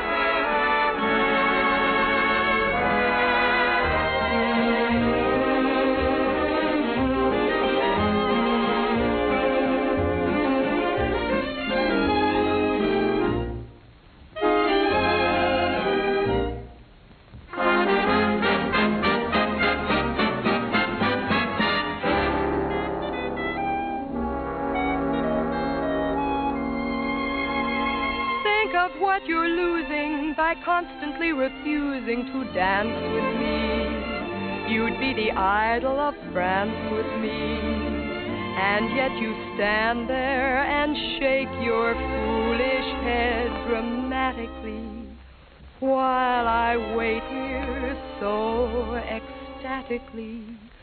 You just look and say emphatically, not this season, there's a reason. I won't dance, don't ask me. I won't dance, don't ask me. I won't dance, madame, with you.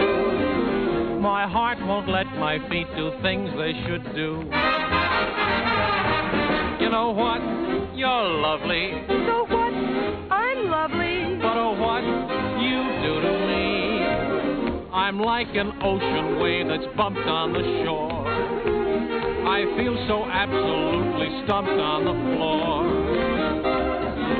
When you dance, you're charming and you're gentle, especially when you do the continental. But this feeling isn't purely mental. For heaven rest us, not asbestos. And that's why I won't dance. Why should I? I won't dance. How could I? I won't dance. Merci beaucoup. I know that music leads the way to romance. So if I hold you in my arms, I won't dance.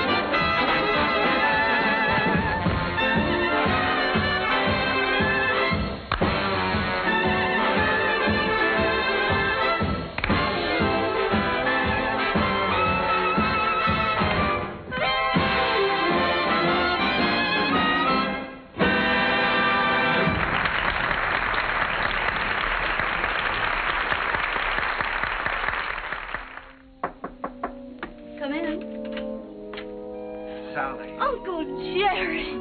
Oh, Uncle Jerry, I'm so glad to see you. What are you doing here? Well, I was out front watching the show.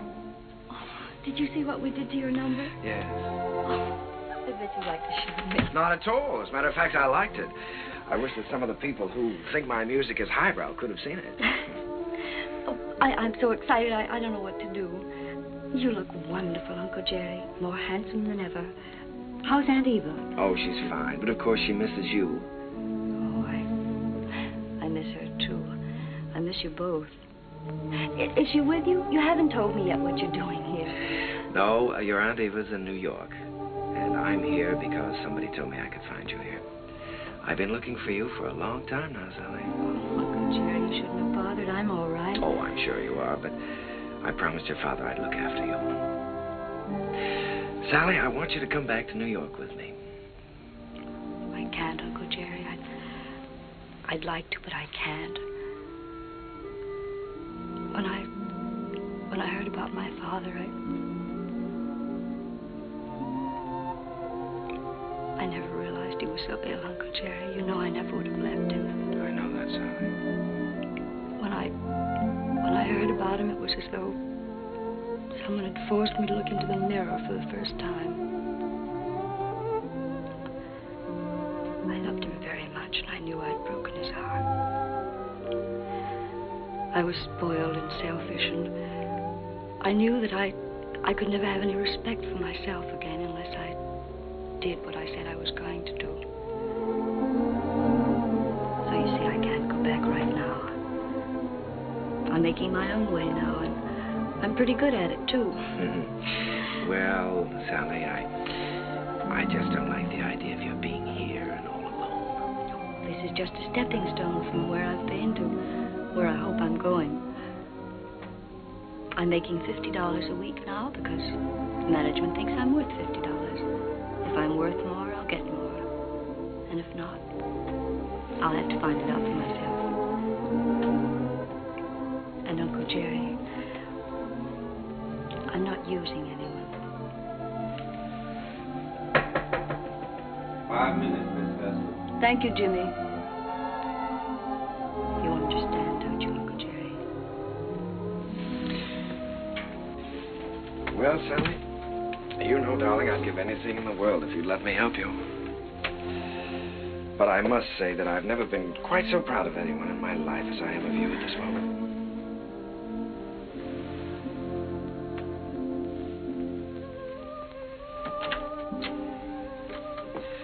Good luck, darling.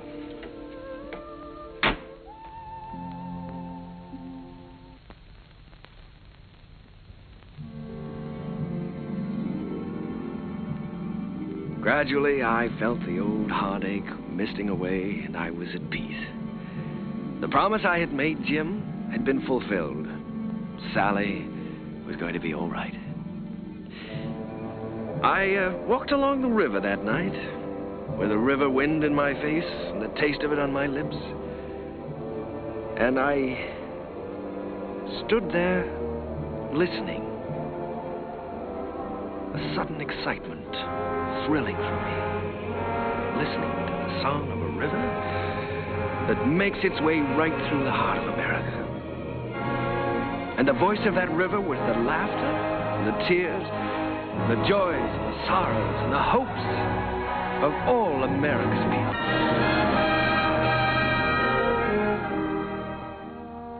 Well, Joe, that's my story. It's too bad Mr. Hessler couldn't have been there tonight, Mr. Kane. Oh, he was there, Joe. He'll always be a part of any music I ever write. Whatever happened to Miss Sally? Well, I don't know exactly. She's on her own now. Maybe I'm just getting tired of something, but ever since Jim's been gone, I feel like everything is sort of ending for me. Maybe my music is ending too, Joe. Ending? After that show tonight? Hey, I gotta get you back to the Waldorf. You got some vows to take. No, sir, Mr. Kane. Your music ain't ending for you. In my opinion, it's just the beginning.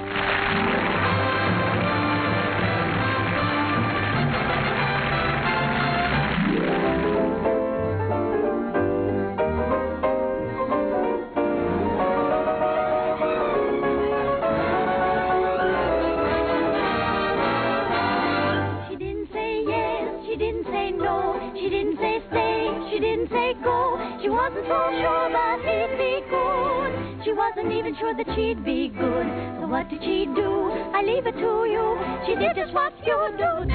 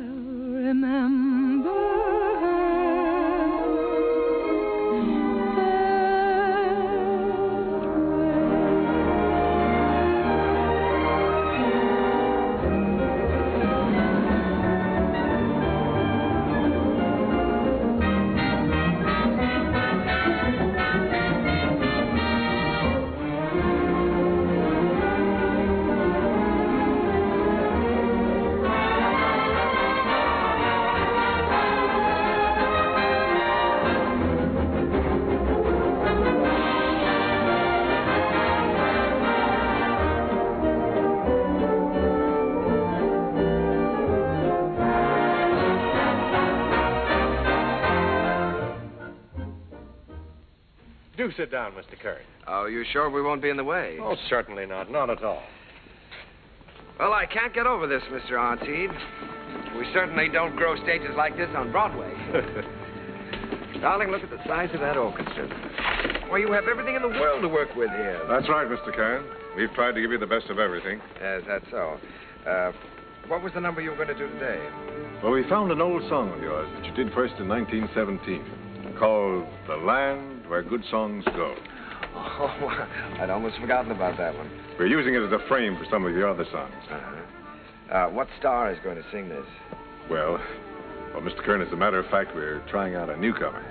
Oh, a newcomer. This girl did a test for us in New York, and it impressed us, so we flew her out here. She hasn't done much yet, but we have great hopes for her. Quiet! All right, girls. We're ready. Ready for a take. All right, let's try one.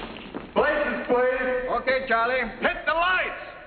Quiet. Okay, roll 'em. Action.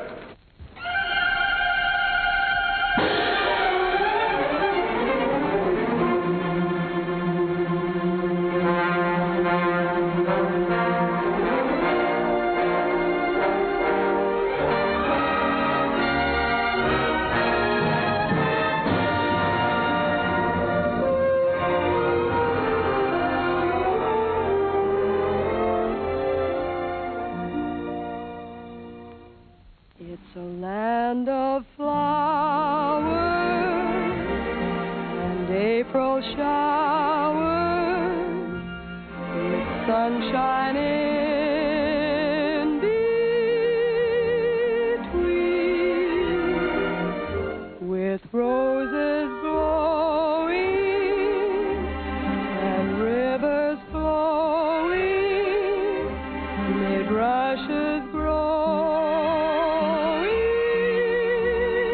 green. No one has Like her, Mr. Kerr? Like her? I love her. I'd rather hear her sing one of my songs than anyone else in the world. Wouldn't you even?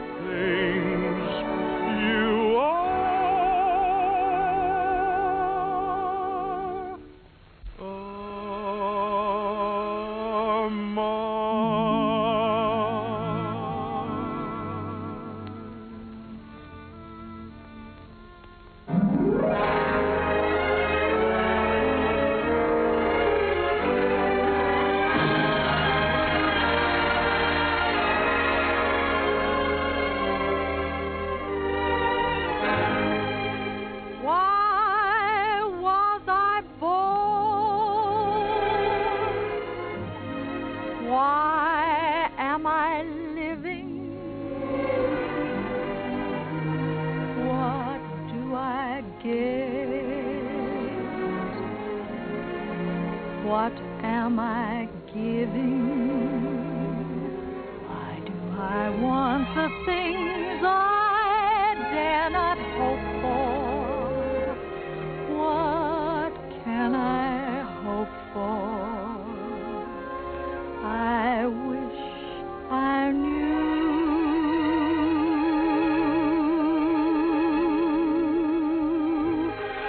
Why do I try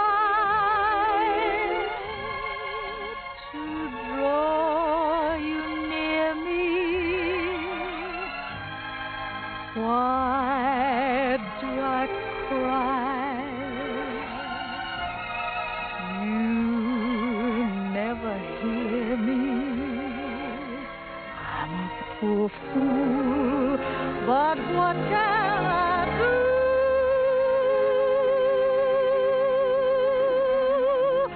Why was I born to love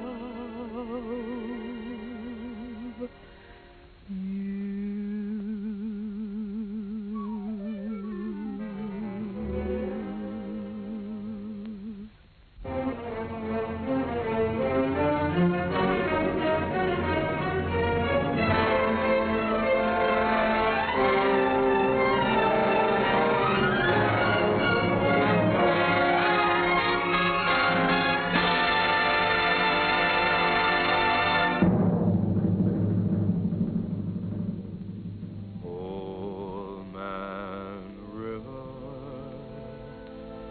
that old man River,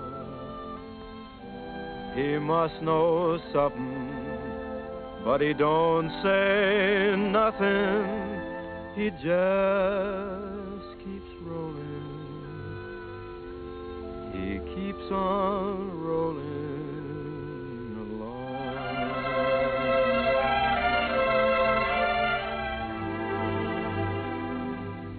He don't plant taters, and he don't plant cotton, and them what plants 'em is soon forgotten.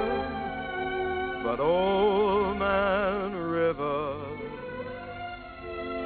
just keeps rolling along.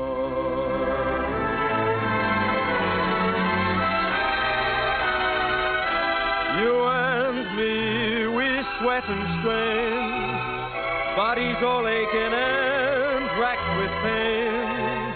Tote that bar, lift that bell, you get a little drunk, and you land in